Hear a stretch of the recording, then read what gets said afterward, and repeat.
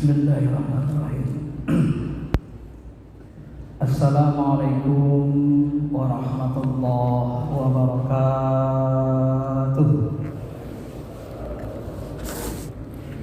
Alhamdulillahi hamdan na'imin. Asyhadu an la ilaha illallah wa anna Muhammadar Rasulullah. Sayyidina sayyidul mursalin. Allahumma shalli ala sayyidina habibina syafi'ina wa maulana Muhammadin wa ala alihi wa sahbihi ajma'in, amma ba'd.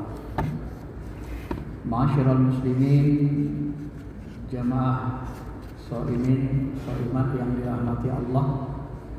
Alhamdulillah kita sudah diberikan kesehatan, kesempatan sampai kita berada di penghujung Ramadan. Harapan penuh kita mudah-mudahan seluruh dosa kesalahan kita diampuni Allah, dan mudah-mudahan nanti Idul Fitri kita kembali suci bersih seperti bayi yang baru terlahir dari rahim seorang ibu.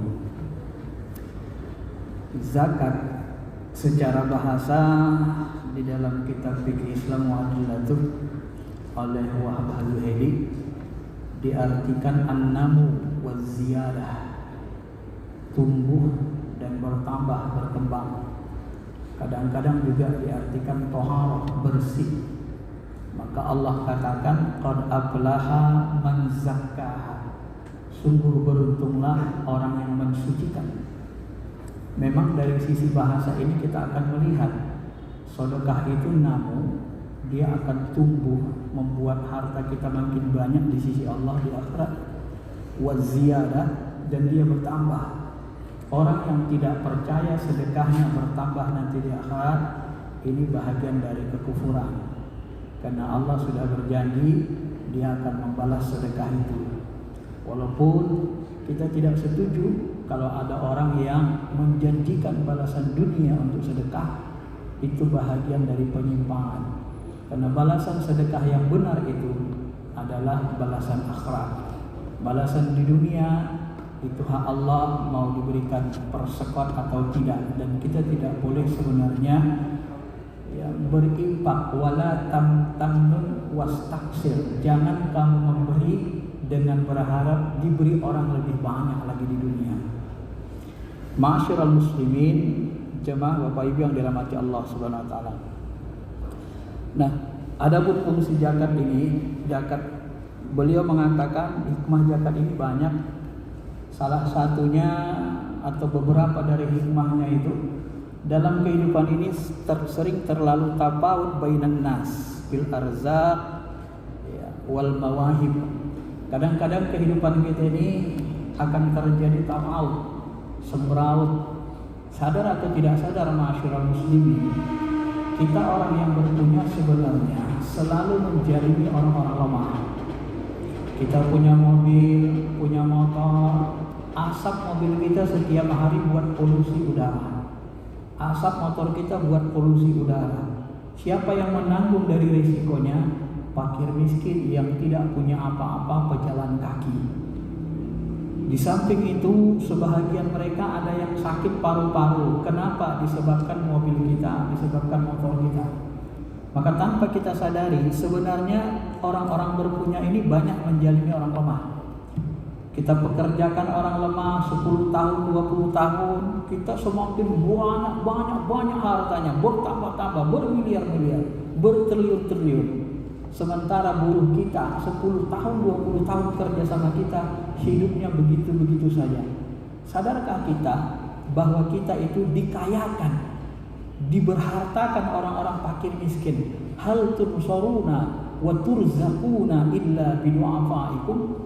Pernahkah kamu ditolong dan diberi rezeki tanpa bantuan orang-orang lemah di antara kamu? Maka karena itulah masyarakat muslimin, di tengah-tengah harta kekayaan kita itu ada hak yang harus kita keluarkan. Hak fakir miskin, hakum ma'lum, hak yang wajib yang dimaklumi kata Allah. Kalau kamu tidak mengeluarkannya, maka Allah akan menghisaban syadida, akan menghisab kalian dengan keras. Bahkan nanti dipastikan kita akan masuk neraka. Sebagaimana Allah katakan, walladzina yaknizuna az-zahaba wal fiddah wa la yunfiqunaha fi sabilillah fabashshirhum bi'adzabin alim. Orang yang mengumpulkan harta kekayaan emas perak dan tidak mau mengeluarkan zakatnya, beri kabar mereka, pasti mereka akan diazab di neraka Allah Subhanahu wa taala. Maka orang-orang kaya ini kalau dia tidak mau mengeluarkan kewajiban zakatnya, dia akan menjadi orang yang paling sengsara dan dituntut orang-orang fakir miskin nanti, karena mereka disusah lelahkan hidup mereka, ditambah beban hidup mereka oleh orang-orang kaya yang tak mau mengeluarkan hak mereka dalam bentuk zakat itu. Ma'asyiral muslimin, jamaah shaimin shaimat yang dirahmati Allah. Maka yang pertama juga kata beliau, zakat itu bisa tasunul mal wa tahsanu min tatla'il a'yun. Sebenarnya zakat yang kita keluarkan itu adalah mampu melindungi, menjaga harta kita. Hasinu amwalakum bizzakat, jaga pagari harta kamu dengan zakat kata Nabi. Wada'u mardakum bisadaqah, sembuhkan orang-orang sakit di antara kamu dengan sedekah. Wa'idul bala'id du'a, dan siapkan doa untuk menepis bala. Hasinu amwalakum bizzakat, pagari hartamu, jaga hartamu dengan zakat. Setiap pagi subuh begini berganti malaikat siang dan malam. Ada dua malaikat berdoa, ya Allah, hancurkanlah harta orang-orang yang tidak mau mengeluarkan zakatnya, yang kikir, yang medit. Ya Allah, tambahlah harta bagi orang-orang yang pemurah. Itu doa malaikat setiap pagi, tidak pernah berhenti kata Nabi SAW dalam hadis sahih. Maka sebahagian hadis ada mengatakan walaupun hadis ini tidak ada asalnya, ya, tetapi mungkin maknanya sesuai dengan hadis doa malaikat.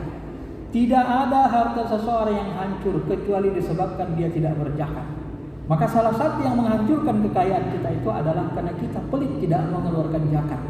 Kalau kita pahami dari doa-doa malaikat hadis sholat ini dan sebahagian yang hadis yang tidak ada sanadnya tadi sebagai penguat saja. Ma'asyiral muslimin, jamaah yang dirahmati Allah. Wada'u mardakum bisadaqah, sembuhkan penyakit-penyakit aneh kamu, penyakit-penyakit sulit dengan sembuh dengan sedekah. Dengan ketika kita bersedekah, maka banyak orang-orang yang kita sedekahi akan mendoakan. Bila perlu kita katakan, tolong doakan orang tua saya yang sakit, beri makan fakir miskin, beri makan anak yatim, minta doakan mereka. Doa orang-orang fakir miskin itu selalu mustajab. Kenapa doa orang-orang fakir miskin selalu mustajab?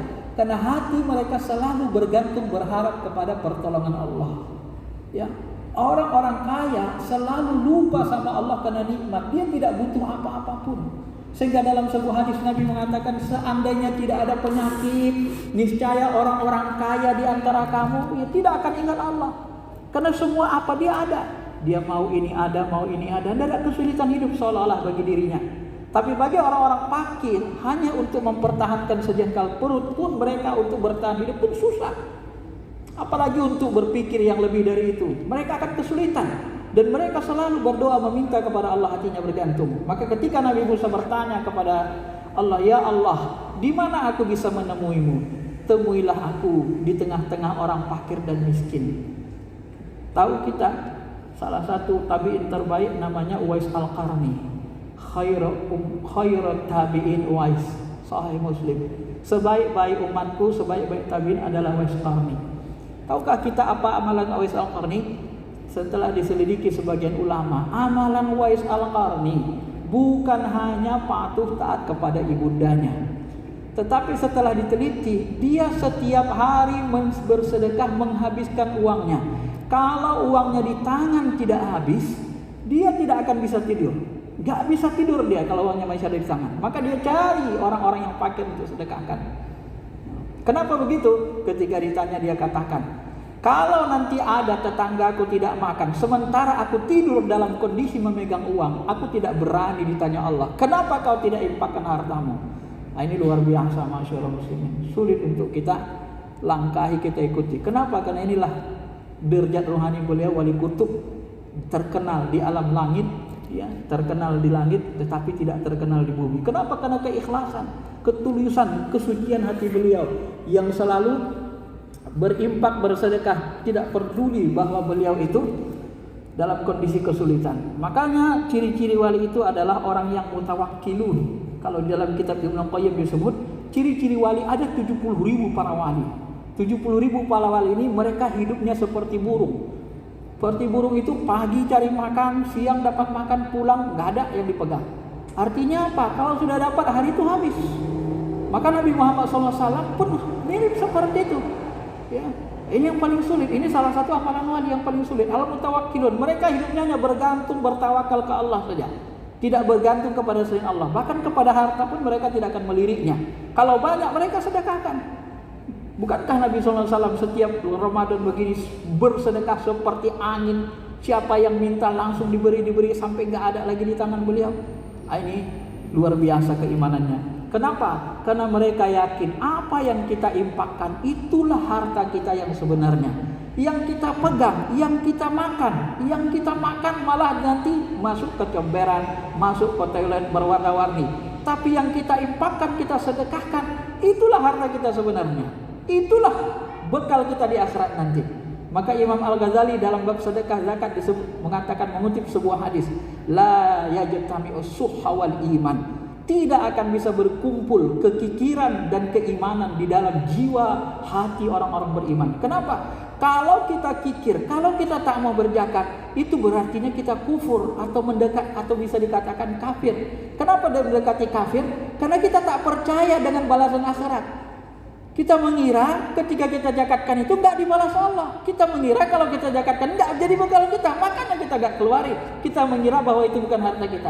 Padahal yang kita zakatkan, kita sedekahkan, itulah harta kita sebenarnya. Maka Abu Bakar ma'asyiral muslimin itu sangat keras sekali terhadap orang-orang yang tak mau mengeluarkan zakat. Ketika Nabi wafat, muncul Nabi palsu, muncul para pembangkang tidak mengeluarkan zakat. Apa dia katakan? Demi Allah, aku tidak akan membeda-bedakan perintah sholat dengan perintah zakat. Kenapa? Setiap kali diperintahkan sholat, aqimis sholat wa atuz zakat, aqimis sholat wa atuz zakat, hampir tak pernah tak diiringi Allah kata sholat dengan zakat. Selalu didampingkan. Maka aku tidak akan membeda-bedakan perintah sholat dan zakat. Kalau mereka membeda-bedakannya dan tidak mengeluarkan zakat, aku akan perangi. Maka dia perangi orang-orang yang tidak mengeluarkan zakat. Kenapa? Karena perintah zakat itu adalah khuz min amwalihim. Itu wajib dan boleh kita ambil secara paksa oleh pemerintah kepada umatnya. Ma'asyiral muslimin, jamaah yang dirahmati Allah. Maka zakat itu, kata Wahab Juheli, mampu membangun atau membantu orang-orang fuqara, orang yang sangat membutuhkan, bahkan mampu membangun negara, membantu negara dalam kondisi bangkrut, dalam kondisi sekarat. Dibutuhkan zakat-zakat dari masyarakat. Maka dari itulah ma'asyiral muslimin, fungsi zakat itu sangat banyak. Terutama juga bisa tatharan nafs, mensucikan jiwa kita dari syuh wal bukhl, dari sifat kikir dan bakhil. Karena orang-orang yang tidak mau berzakat sesungguhnya dia telah melakukan mengotori, sebagaimana yang disebutkan Allah tadi, ya, bahwa sesungguhnya kita harus tuzaki, membersihkan, mensucikan diri kita, dan salah satunya dengan berzakat. Kemudian yang keempat kata beliau, zakat itu termasuk bahagian dari syukur nikmat. Karena kita telah diberikan kelebihan bagi Allah, maka wajiblah kita mensyukurinya. Ini kalau kita lihat keutamaan-keutamaannya dari sisi syariat. Dan zakat fitrah sebentar lagi akan kita lakukan. Ya, kalau menurut ukuran Baghdad, Itu ukurannya zakat fitrah itu dalam kitab Mahalli disebut mazhab Syafi'i satu sak itu sama dengan 4 mud. 4 mud itu kalau diukur ukuran Baghdad itu sebenarnya 2,7 kilogram beras kalau ukurannya beras ya. Tetapi pemerintah kita mengambil ukuran yang terkecil 2,5. Bagi saya pribadi, zakat ini karena ini zakat fitrah, ini seolah-olah zakat diri. Kalau zakat mal itu zakat harta benda, tapi zakat fitrah ini zakat fitrah diri kita. Seolah-olah itu sewa badan kita. Ya. Kenapa saya katakan begitu? Sebagian ulama mengatakan begitu karena kita telah diberikan kesehatan, jantung kita sehat selama setahun, retina mata kita sehat, ya, ginjal kita dua-duanya sehat, kaki kita sehat, tangan kita sehat, darah tinggi kita tidak mencelakai kita membuat stroke, sehat badan kita. Nah, untuk membayar sewa jasad ini itulah dikeluarkan zakat fitrah. Setahun sekali. Berapa harus kita bayar? Kalau kita nyewa tangan sama orang, nyewa ginjal sama orang, itu beli ginjal aja sudah miliaran. Ini Allah hanya suruh mengeluarkan zakat fitrah sebagai sewa jiwa kita. Maka disebut fitrah, menjiwa fitrah diri kita. Kalau zakat mal, zakat harta kita, beda lagi. Nah, maka untuk membayar sewa diri kita itu, kalau kita tidak masih juga pelit, na'udzubillahi min dzalik. Maka kalau saya pribadi tak pernah saya berzakat 2,5 kilogram. Itu karena ukuran minimal. Untuk yang wajib kita lebihkan. Bila perlu 3 kilogram atau lebih. Dan yang paling kalau beras kita yang 15 kilo, kita buat 20.000, 60.000. Kalau masjid mengatakan tadi 45.000, buat 60.000 minimal. Kali 10 orang pun baru berapa? 600.000. Uang listrik kita saja nggak cukup 600.000 sebulan. Ini untuk membayar ginjal, bayar mata, bayar jantung kita 600.000, susahnya setengah mati kita. Ya Allah, alangkah niskanya hidup kita ini kalau kita masih pelit mengeluarkan zakat fitrah. Kecuali memang cari makan sehari saja kita sangat sulit, itu lain lagi. Itu boleh, bahkan ada yang mengatakan boleh setengah sak kalau sudah terpaksa begitu. Ma'asyiral muslimin, jamaah yang dirahmati Allah Subhanahu wa taala. Nah, kapan waktu mengeluarkan zakat fitrah? Syekh Sabiq dalam kitab fikih sunnahnya mengutip pendapat para fuqaha sependapat bahwa waktu mengeluarkan zakat fitrah di akhir Ramadan. Ya, ini waktu wajibnya. Kalau sekarang dikeluarkan namanya waktu boleh, waktu jaiz. Tapi kalau nanti sudah maghrib, wajib.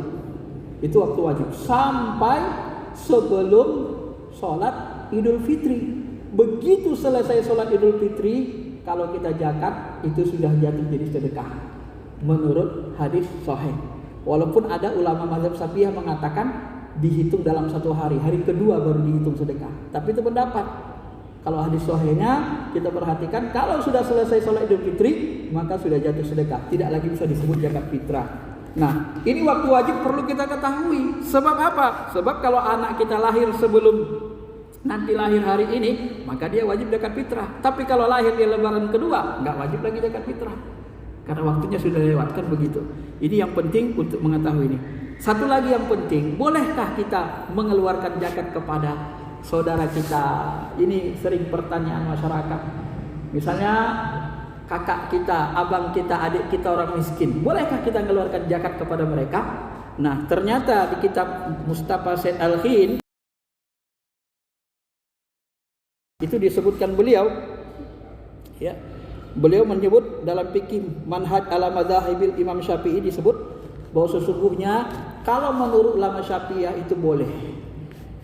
Yang tidak boleh itu adalah orang-orang yang menjadi tanggungan wajib, anak kita, mak ayah kita, kakek nenek kita, itu nggak boleh kita zakati. Tapi kalau abang kita, adik kita yang miskin, nggak wajib kita tanggung nafkahnya, itu boleh kita zakati, baik zakat fitrah maupun zakat mal. Bahkan di kalangan ulama Syafi'iyah mengatakan lebih sunnah, lebih afdol kita memberikan zakat itu kepada keluarga yang lebih dekat, aqrabin, daripada yang jauh. Tetapi dilihat dari tingkat kesulitannya. Kalau mereka tidak terlalu susah, tetapi ada orang lain yang lebih susah, maka yang lebih susah itu lebih diutamakan. Begitu prioritas dalam berzakat. Ma'asyiral muslimin, jamaah salat subuh yang dirahmati Allah. Ini bahasan zakat dari sisi syariat. Supaya agak tambah sedikit lagi ilmu kita, saya coba membahas zakat dari sisi hakikat atau zikir dari sisi tarekat. Syekh Abdul Qadir Jilani memberikan pemahaman yang unik yang mungkin jarang-jarang kita dengar. Zakat itu ada yang syariat sudah kita jelaskan. Yang kedua ada zakat dalam bentuk zakat tarekat. Apa itu zakat tarekat? Ayyu'tiya min kasabil akhirah kullahu fi sabilillah ila fuqaraddin wal masakin ukhrawiyah. Nah, yang dimaksud dengan zakat tarikat, zakat orang tarikat itu adalah memberikan usaha-usaha akhirat seluruhnya di jalan Allah untuk orang-orang yang lemah agamanya, ahli maksiat, orang-orang yang miskin dalam hal amalan ukhrawi, orang-orang ahli maksiat. Bagaimana maksudnya? Ternyata kata beliau, orang-orang soleh ini kalau dia beramal, orang-orang yang tarikat, orang-orang hakikat, para wali-wali Allah juga, kalau mereka beramalnya itu hanya berharap ridha Allah. Adapun balasan-balasan dari amal solehnya itu, ini dibahasakan oleh misalnya Rabi Adawiyah, pernah dia berdoa, ya Allah, ini sangat berat ini Bapak Ibu, semua harta duniawi yang menjadi jatah rezekiku berikanlah pada orang-orang kafir, dan semua pahala akhirat yang menjadi jatahku dari ibadah-ibadah ini kalau ada, berikan semuanya kepada orang beriman. Karena yang kuinginkan di dunia hanya mengingatmu, dan yang kuinginkan di akhirat hanya berjumpa bertemu denganmu. Maka sebahagian ulama hakikat mengatakan Nabi Muhammad itu banyak sekali amal solehnya. Sholat malam sampai bengkak-bengkak. Lalu ditanyai saya, Rasulullah, kenapa amal ibadahmu begitu dahsyat? Padahal engkau sudah dijamin masuk surga, diampuni dosa sebelum dan sesudahnya. Bukankah aku tidak ingin menjadi hamba yang bersyukur? Kata ulama ahli hakikat, Nabi beramal ternyata bukan untuk dirinya. Seluruh amal-amal ibadah Nabi itu, karena dia maksum terjaga, diperuntukkan untuk supaya bisa memberi syafaat bagi umatnya.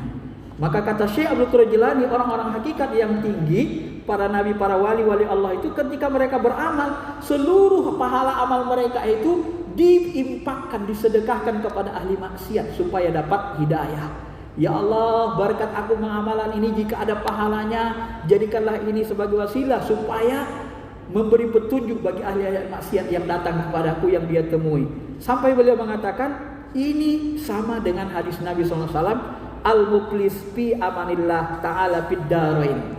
Beliau mengatakan, ada orang-orang bangkrut. Orang bangkrut, dia akan berada aman di dua alam, baik di dunia maupun di akhirat. Apa yang dimaksud dengan orang bangkrut dalam hadis ini? Kata beliau, orang yang bangkrut itu adalah orang yang mengimpakkan seluruh pahala amal solehnya, amalan akhiratnya, amalan sedekahnya, amalan salat sunnahnya, amalan sedekahnya, amalan lagi misalnya dia berbuat baik, kebaikan yang dia lakukan, diimpakkannya pahalanya semuanya kepada orang beriman untuk mendapatkan ridha Allah Subhanahu wa taala. Dan orang seperti ini dia akan aman di dunia dan di akhirat. Dan di akhirat dia akan diberikan 10 lipat pahala dari kebaikan-kebaikan yang diberikannya. Itulah yang dimaksud juga dengan firman Allah, man dzalladzi yuqridullaha qardan hasanah fayudhi'uhu lahu adafan katsiran, kata beliau. Siapa yang meminjamkan kepada Allah pinjaman yang baik, pinjaman yang baik itu apa? Perbuatan-perbuatan, balasan perbuatan baik bagi dia diberikannya kepada orang ahli maksiat agar diberi petunjuk oleh Allah Subhanahu wa taala. Dan juga itulah yang dimaksud dengan ayat lan tanalul birra hatta tunfiqu ma tuhibbun. Kamu tidak akan bisa menjadi orang yang bir sampai kamu mengimpakkan semua yang kamu cintai, termasuk balasan-balasan akhirat dari amal-amal soleh yang kita lakukan.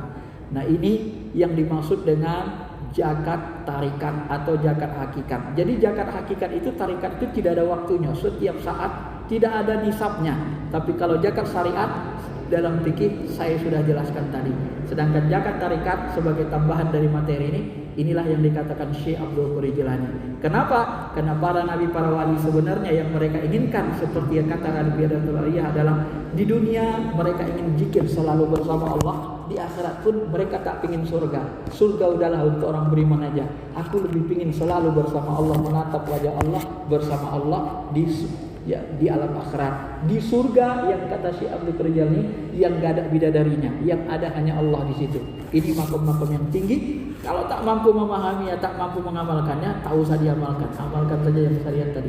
Paling tidak ini bisa menjadi ilmu bagi kita bahwa sesungguhnya di antara manusia ini ada yang menjadi ahlullah, maharimallah, menjadi haram-haram Allah, ahli-ahli Allah yang mereka hidup untuk apa? Untuk menolong orang-orang beriman semata-mata hidupnya, baik ukhrawi orang beriman maupun dunia orang beriman. Maka orang-orang para wali, para nabi, mereka selalu berdoa itu langsung mustajab. Kenapa? Seluruh amal mereka itu selalu digunakan untuk kebaikan umat. Mereka berpikirnya begitu, sehingga mereka tidak memikirkan lagi diri mereka sendiri, karena mereka memang sudah yang mereka inginkan hanya bersama Allah Subhanahu wa taala. Mudah-mudahan bisa dipahami dan mudah-mudahan kita bisa mengamalkannya sesuai dengan tingkat maqam rohani kita masing-masing. Terima kasih. Assalamualaikum warahmatullahi wabarakatuh.